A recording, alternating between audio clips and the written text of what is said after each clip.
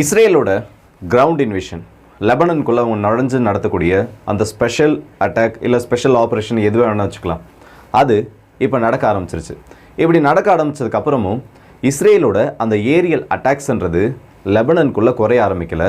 நேற்று ஒரு நாளில் மட்டும் இஸ்ரேலோட ஏர் ஸ்ட்ரைக்ஸில் குறிப்பாக பெய்ரூட்டை சுற்றி இருக்க பகுதிகளில் நடத்தப்பட்ட அந்த அட்டாக்ஸில் மட்டும் 95 நபர்கள் கொல்லப்பட்டிருக்காங்க.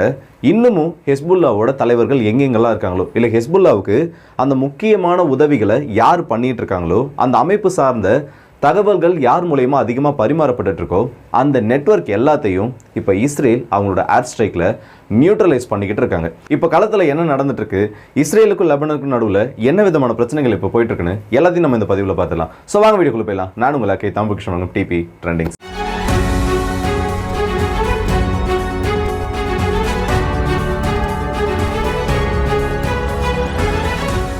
சரியா நேற்று நள்ளிரவில் 12 மணிக்கு அப்புறமா, நம்மளோட இந்தியன் டைம் 12 மணிக்கு அப்புறமா முதல் முறையாக இஸ்ரேலோட ஆர்ம்டு ஃபோர்ஸஸ் லெபனனோட பார்டருக்குள்ள 2006க்கு அப்புறமா இந்த இஸ்ரேல் லெபனன் யுத்தம் முடிஞ்சதுக்கு அப்புறமா முதல் முறையாக அவங்களோட பார்டரை தாண்டி லெபனனுக்குள்ள நுழைய ஆரம்பிக்கிறாங்க.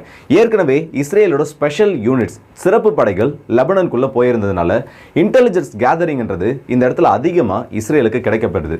இப்படி கிடைக்கப்பட்டதுக்கு அப்புறமா முதல்ல அவங்க குறிவைக்கிறதே லெபனனோட ஹெஸ்புல்லாவோட டனல் நெட்வொர்க்ஸ் தான். ஆர்ட்லரி ஸ்ட்ரைக்கும் இஸ்ரேலோட ஏர்ஃபோர்ஸோட கிரவுண்ட் சப்போர்ட்டும் இஸ்ரேலோட படைகளுக்கு இப்போ அதிகமாக கிடைக்க ஆரம்பிச்சிருக்கு. டனல் நெட்வொர்க்ஸை கிட்டத்தட்ட 3 கிலோமீட்டர் வரைக்கும் பார்டர் ஒட்டி இருக்க டனல் நெட்வொர்க்ஸை இப்போ அழிக்க ஆரம்பிச்சிருக்காங்க. இதுதான் முதல் கட்டமாக இஸ்ரேல் பண்ணக்கூடிய வேலைகள் எல்லாமே. இப்படி இஸ்ரேலோட ஃபோர்ஸஸ் உள்ள நுழைஞ்சதுக்கப்புறம் லெபனனோட வீரர்கள் அங்கே இருப்பாங்கல்ல, என்னதான் ஹெஸ்புல்லாவோட ஸ்ட்ராங் ஹோல்டாக இருந்தாலும் லெபனனோட ஆர்மி மெம்பர்ஸும் அந்த இடத்துல குறிப்பிட்ட சில பகுதிகளில் இருக்க ஆரம்பித்தாங்க. இஸ்ரேல் படைகள் உள்ள வரது தெரிஞ்சதும் அப்படியே அவங்க பின்வாங்க ஆரம்பிச்சிட்டாங்க. ஏன்னா அவங்களுக்கு தெரியும் இந்த இடத்துல ரெசிஸ்டன்ஸை நம்ம கொடுக்க முடியாது, இஸ்ரேலுக்கும் நமக்கு எந்த பிரச்சனையும் வேணாம், இந்த இடத்துல கேஷுவாலிட்டிஸ் கவுண்ட்டை தேவையில்லாமல் நம்ம ஏற்படுத்த வேணான்ற அந்த ஒரு காரணத்துக்காக அவங்க அப்படியே பின்வாங்க ஆரம்பிச்சிட்டாங்க. ஆக்சுவலாக இப்போ என்ன நடந்துட்டு இருக்குன்னா, அந்த இடத்துல ஹெஸ்புல்லாவோட ரெசிஸ்டன்ஸ்ன்றது இஸ்ரேலுக்கு சுத்தமாக கிடையாது. உள்ளே வந்த இஸ்ரேலோட வீரர்கள் அவங்க முன்னேறி வந்த இடத்தோட அவங்க என்ன ஆப்ரேஷன் எல்லாம் பண்ணணும்னு நினைக்கிறாங்களோ அது எல்லாத்தையுமே இப்போ பார்டர் ஒட்டிய பகுதிகளில் பண்ணிகிட்டு இருக்காங்க. வெறும் ராக்கெட்ஸ் அட்டாக் மட்டும்தான் ஹெஸ்புல்லாவால் ஒரு சில இடங்களில் பண்ணப்பட்டிருக்கு. மற்றபடி மேஜராக எந்த ஒரு அட்டாக்கும் இல்லை எந்த ஒரு இன்ஃபில்ட்ரேஷன் அட்டம்ப்டை முறியடிக்கிற மாதிரியும் எந்த ஒரு விஷயத்தையும் இப்போ ஹெஸ்புல்லாவால் பண்ண முடியல.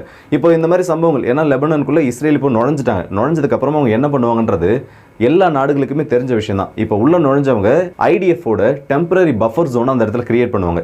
இப்படி கிரியேட் பண்ணதுக்கப்புறமா இந்த பஃபர் ஜோன்ன்றது மினிமம் சில கிலோமீட்டர்கள் தொலைவு கொண்ட ஒரு ஜோனாக மாறும். ஐடிஎஃப்க்கு எதிராக இல்லை இஸ்ரேலோட சிட்டிசன்ஸ்க்கு எதிராக ஹெஸ்புல்லா ஏதாச்சும் ராக்கெட்ஸ் இல்லை ஏதாச்சும் ஒரு அட்டாக்கை பண்ணணும்னு நினைக்கிறாங்கன்னா அது இந்த பஃபர் ஜோனை தாண்டி தான் நார்த்தன் கம்யூனிட்டிஸ்க்கு போகணும்.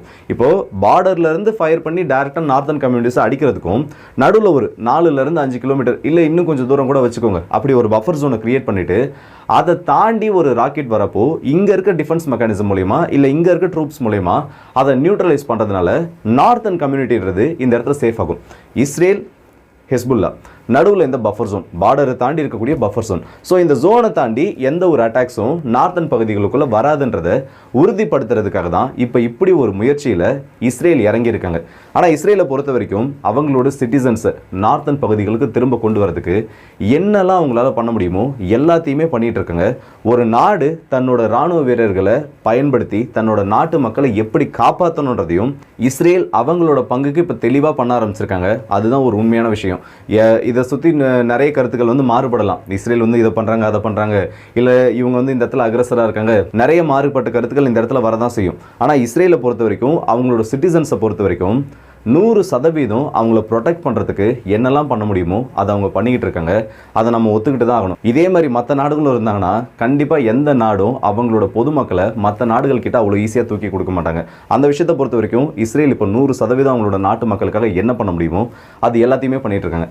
அமெரிக்காவோட அதிகாரிகள் மேலே இஸ்ரேலோட வார் கேபினட்ன்றவங்க இப்போ கொஞ்சம் கோபத்தில் இருக்காங்கன்னே சொல்லலாம். வார் கேபினட் என்ன அனௌன்ஸ் பண்ணியிருக்காங்கன்னா, நாங்கள் ஒரு சர்ப்ரைஸ் அட்டாக் என்னதான் வெளி உலகத்துக்கு தெரிஞ்சிருந்தாலும் அனௌன்ஸ்மெண்ட் இல்லாமல் உள்ள நுழையணும்னு முயற்சி பண்ணோம். ஆனால் இந்த 12 மணிக்கு முன்னாடியே ஒரு 10:50 அமெரிக்காவோட அஃபிஷியல்ஸ் வெளியில் ஒரு விஷயத்தை லீக் பண்ணிட்டாங்க. லீக் பண்ணுறதுன்னு தாண்டி வெளியில் சொல்லிட்டாங்க. இஸ்ரேல் எங்ககிட்ட ப்ராப்பராக அனௌன்ஸ் பண்ணிட்டாங்க, உடனடியாக நாங்கள் லெபனனுக்குள்ளே நுழைய போகிறோன்றத ஒரு தகவலாக எங்ககிட்ட சொல்லியிருக்காங்கன்ற அந்த ஒரு தகவல் வெளியே வந்ததுக்கப்புறம் இது வார் கேபினட்டில் பிரச்சனைகளை பெருசாக ஏற்படுத்தலைனாலும் ஒரு சில மிஸ் அண்டர்ஸ்டாண்டிங்ஸை இந்த இடத்துல ஏற்படுத்தியிருக்கிறதா சொல்லியிருக்காங்க. நாங்கள் வந்து உங்ககிட்ட ப்ரியாராக இன்ஃபர்மேஷன் கொடுத்தா நாங்கள் உள்ள நுழைஞ்சதுக்கப்புறம் தான் நீங்கள் சொல்லியிருக்கணும், ஏன் இப்படி சொல்லியிருக்கீங்க? இப்போ நீங்கள் சொன்னதுனால நெகட்டிவ் இம்பாக்ட் எதுவும் ஏற்படலை. இன்கேஸ் ஹெஸ்புல்லாவில் ஏதாச்சும் ஒரு அட்டாக் ஆனது பண்ணப்பட்டுருந்துச்சுன்னா அது இந்த இடத்துல ஒரு பெரிய நெகட்டிவ் இம்பாக்டாக ஏற்பட்டிருக்கும். ஸோ நீங்கள் இந்த இடத்துல இந்த விஷயங்களை வெளியில் சொல்லியிருக்கக்கூடாதுன்றதையும் இப்போ ஓப்பனாகவே அமெரிக்காவை பார்த்து சொல்ல ஆரம்பிச்சிருக்காங்க. அது மட்டும் இல்லாமல் அமெரிக்காவோட டிஃபென்ஸ் செக்ரட்டரி லாய்ட் ஆஸ்டின் இன்னைக்கு இஸ்ரேல் கிட்ட பேசியிருக்காரு. பேசினதுக்கப்புறமா இஸ்ரேலுக்கு தேவையான உதவிகள் அனைத்தையும் செய்கிறதா சொல்லியிருக்காரு.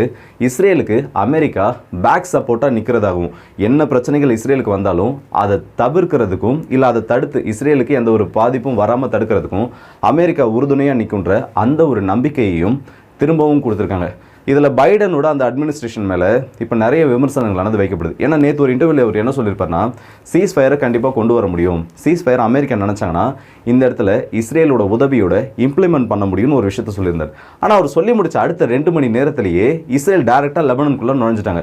ஸோ மிடில் ஈஸ்டில் இஸ்ரேலை மையப்படுத்தியிருக்க இந்த அமெரிக்காவோட பொலிட்டிக்ஸ், அமெரிக்காவோட அரசியல்ன்றது மாறிக்கிட்டு இருக்கா? அமெரிக்காவோட பவரில் இல்லை அமெரிக்காவோட அரசியலில் இஸ்ரேலோட இன்ஃப்ளூயன்ஸ்ன்றது ரொம்ப அதிகரிக்குதான்ற இந்த ஒரு கேள்வியும் இப்போ நிறையவே எழுப்பியிருக்கு. அமெரிக்காவோட பொலிட்டிக்ஸில் இஸ்ரேலோட ஒரு பங்குன்றது ரொம்ப முக்கியமானது. ஆனால் இது இப்போ வந்திருக்க டைம். ஏன்னா அமெரிக்கா எவ்வளோ ட்ரை பண்ணியுமே இஸ்ரேலோட இந்த இன்வேஷனை அவங்களால ஸ்டாப் பண்ண முடியல. அப்படி ஸ்டாப் பண்ண முடியாதனால இப்போ எலெக்ஷன் டைம் வேறு கரெக்டாக வந்துட்டு இருக்கனால கமலா ஹாரிஸை பொறுத்த வரைக்கும் கொஞ்சம் பாலஸ்தீனுக்கு சப்போர்ட் பண்ணுற மாதிரி நிறைய இடங்களில் அவங்க பேசிகிட்டு இருக்காங்க. ஏன்னா அந்த சார்புடைய மக்களோட வாக்குன்றது அமெரிக்காவோட அரசியலில் ரொம்பவே முக்கியமானது. அதை குறிவைக்கிற மாதிரி நிறைய விஷயங்கள் அவங்க பேசிகிட்டு இருக்காங்க. ஆனால் இந்த டைமில் ஒரு சீஸ் ஃபயர் டீல் அவங்க கொண்டு வந்திருந்தாங்கன்னா எலெக்ஷனில் அவங்களுக்கு ஃபேவராக அது நிறைய விஷயங்களை பண்ணியிருக்கும். இப்போ இவங்க என்ன தான் பண்ணி இவங்களால் ஒரு சீஸ் ஃபயர் டீலை புஷ் பண்ண முடியல. நெகட்டிவ் இம்பாக்டை கண்டிப்பாக இது அமெரிக்காவோட அரசியலை இப்போ வரப்போகிற எலெக்ஷன்ஸில் ஏற்படுத்தும். இதெல்லாம் கூட பரவாயில்ல. இன்னொரு ஸ்டேட்மெண்ட்டை சொல்லியிருக்காங்க. என்ன தெரியுமா? இது எல்லாமே இப்போ இஸ்ரேல் பண்ணக்கூடிய சம்பவங்கள் எல்லாமே இஸ்ரேலோட செல்ஃப் டிஃபென்ஸில் தான் வரும். தன்னோட மக்களை பாதுகாக்கிறதுக்காகவும் தன்னோட எக்ஸிஸ்டன்ஸ்க்காகவும் தான் இஸ்ரேல் இதெல்லாம் பண்ணிட்டு இருக்காங்க. ஸோ இஸ்ரேலை பொறுத்த வரைக்கும் அவங்க பண்ணக்கூடிய இந்த செல்ஃப் டிஃபென்ஸ் அட்டாக், சுய பாதுகாப்புக்காக அவங்க நடத்தக்கூடிய எல்லா சம்பவங்களுக்கு பின்னாடியும் அமெரிக்கா இருக்குன்ற அந்த ஒரு பெரிய அறிவிப்பையும் இன்னைக்கு கொடுத்துருக்காங்க. ஸோ அமெரிக்கா இந்த விஷயத்தை இப்போ இஸ்ரேலுக்கு சொல்லியிருக்காங்கல்ல, இதே மாதிரி நாளைக்கு இந்தியாவுக்கு ஒரு பிரச்சனை வந்தாலும், ஏன்னா நமக்கு தலைக்கு மேலே ஒரு தலைவலியானது இருக்குது. பாகிஸ்தான் பக்கம் இன்னும் பாகிஸ்தான் ஆக்குமாரி காஷ்மீரில் இந்த தீவிரவாதிகளால் பிரச்சனை ஏற்படுதுன்னு சொல்லிட்டு நம்ம தலைக்கு மேலே ஒரு கத்தியானது தொங்கிட்டு இருக்கு. அதே டைமில் இந்தியாவும் இப்படி ஏதாச்சும் பண்ணாங்கன்னா இதே அமெரிக்கா இவங்களோட கொள்கையை மாற்றிக்காமல் இதே வார்த்தையை இந்தியா கிட்ட சொல்லணும். ஆனால் அப்படி சொல்லிடுவாங்களா, இல்லை சொல்கிறதுக்கு இவங்க ஏதாச்சும் பண்ணுவாங்களான்னு பார்த்தோன்னா கண்டிப்பாக பண்ண மாட்டாங்க. மிடில் ஈஸ்ட்டை பொறுத்த வரைக்கும் ஜியோ பாலிட்டிக்கல் வைஸ் அமெரிக்காவோட ஸ்டேட்மெண்ட்ன்றது இந்த மாதிரி இருக்கும். ஆனால் இப்போ இதே மாதிரி இந்தியா ஒரு ப்ரீஎம்டிவ் ஸ்ட்ரைக்கை போய் பண்ணாங்கன்னு வைங்க, அங்கே முதல்ல பாகிஸ்தானுக்கு வெப்பனை கொடுக்குறதே அமெரிக்காவாக தான் இருக்கும். அப்படி இல்லையா இந்தியா வந்து இதை பண்ணுறாங்க அதை பண்ணுறாங்கன்னு ஒரு பெரிய ப்ரெஷரை போட்டு இந்நேரத்துக்கு இந்தியா ஒரு 2 ப்ரீஎம்டிவ் ஸ்ட்ரைக்கை பண்ணியிருந்தாலே போதும். இந்தியாவை தனியாக ஐநா சபையில் கூட்டு வச்சு நீ இதை பண்ணுறதெல்லாம் இதெல்லாம் பண்ணக்கூடாது, நீ இதெல்லாம் பண்ணுறது வந்து ரொம்ப தப்பானது, உலக அமைதியை வந்து நீ இந்த இடத்துல கெடுக்கிறன்னு ஓப்பனாகவே சொல்லி இந்தியாவை அந்த இடத்துல கார்னர் பண்ணியிருப்பாங்க. இல்லைனா லிட்டரலாக இந்தியாவை வந்து நீ இதெல்லாம் பண்ணக்கூடாது, உனக்கு இதெல்லாம் பாதுகாப்பு அச்சுறுத்தல் இருக்குதுனாலும் அதை நீ ஐநா சபையின் மூலமாக அமைதி மூலமாக தான் தீர்த்துக்கணும்னு சொல்லி அப்படியே பின்னாடி தள்ளி விட்டுருப்பாங்க. ஸோ அவங்களோட இன்ட்ரெஸ்ட்டுக்கு ஏற்ற மாதிரி இந்த ஜியோ பாலிட்டிக்ஸ் அப்படி தான் ஒர்க் ஆகிட்டு இருக்கு. ஸோ இந்த இடத்துல செல்ஃப் டிஃபென்ஸ்ன்றதை பொறுத்த வரைக்கும் அவங்களுக்கு ஃபேவராக இருக்கவங்க பண்ணால் ஒரு மாதிரி, இல்லை அவங்களுக்கு எதிராக இருக்கக்கூடிய நபர்கள் பண்ணால் ஒரு மாதிரின்றது மாறுறது ஆச்சரியப்படக்கூடிய விஷயம்லாம் இல்லை. இதெல்லாம் தெரிஞ்சது தான். இதுக்கு நடுவில் லெபனனோட அந்த பெய்ரூட் பகுதிகளில் ஃபத்தா தலைவரை குறி வச்சு இஸ்ரேல் பண்ண ஒரு ஏர் ஸ்ட்ரைக்கில் அவர் தப்பிச்சிட்டு இருக்காரு.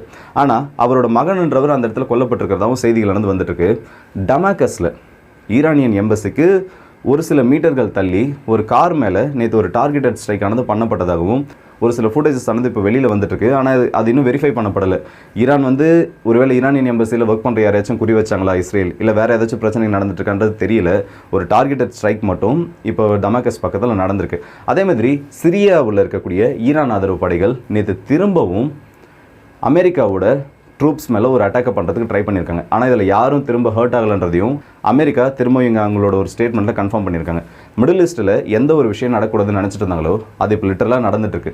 கிரவுண்ட் இன்வேஷனுக்கு இஸ்ரேல் உள்ளே போகக்கூடாது, அப்படி இஸ்ரேல் உள்ளே போனாங்கன்னா கண்டிப்பாக இந்த இடத்துல ஒரு ரீஜனல் வார் வந்துடும் எல்லாம் பேசிட்டு இருந்த அந்த டைமில் வெறும் ஒரு வாரம் தான், ஒரே வாரத்தில் இஸ்ரேல் அவங்களால என்ன பண்ண முடியுன்றதையும் இந்த கடந்த ஒரு வாரத்தில் ஒட்டு மொத்தமாக இந்த வெளி உலகத்துக்கு காமிச்சிட்டாங்க. ஸோ இந்த வீடியோ பற்றி உங்களோட கருத்துக்களை கமெண்ட் செக்ஷனில் சொல்லுங்கள். இஸ்ரேல் வந்து இப்போ லெபனானுக்குள்ளே நுழைஞ்சிட்டாங்க. ஆனால் அதை தாண்டி மேஜராக ஏன்னா அந்த இடத்துல ரெசிஸ்டன்ஸ்ன்றது இருந்தால் தான் அந்த இடத்துல பெருசாக என்ன நடந்துருக்கு, உலக நாடுகள் இதுக்கு என்ன ரியாக்ட் பண்ணுறாங்கன்றது எல்லாமே தெரியும். ஆனால் இதோட முடிவு என்ன, இந்த பிரச்சனை எப்படி போய் முடியுன்றது எல்லாருக்குமே தெரிஞ்ச ஒரு விஷயம் தான். ஹெஸ்புல்லாவால் இப்போ அந்த இடத்துல ஒரு மேஜரான ரெசிஸ்டன்ஸை கொடுக்க முடியாதனால இஸ்ரேல் ரொம்பவே ஈஸியாக உள்ளே போயிட்டு இருக்காங்க. ஸோ அடுத்தடுத்த பதிவுகளில் வேறு ஏதாச்சும் மாற்றங்கள் வந்துச்சுன்னா நம்ம இதை பற்றி பார்க்கலாம். ரஷ்யா உக்ரைன் பக்கம் இன்னும் பல முக்கியமான சம்பவங்கள் உக்லடார் பகுதிகளை சுற்றி நிறைய நடக்க ஆரம்பிச்சிருக்கு. ஸோ இன்றைக்கி அடுத்த வீடியோ நம்ம ரஷ்யா உக்ரைன் பற்றி தான் பார்க்க போகிறோம். இன்கேஸ் நடுவில் இதில் ஏதாச்சும் முக்கியமான சில அப்டேட் வந்துச்சுன்னா அதுக்கு நடுவில் இதை இன்னொரு வீடியோ கூட பார்த்துலாம். ஸோ ஈவினிங் வீடியோ நம்ம ரஷ்யாவை பற்றி பார்க்க போகிறோம். ஸோ அடுத்த வீடியோ சந்திப்போம். அதுவரை இங்கிருந்து விடுபடுறது உங்கள் எல்லாருக்கே.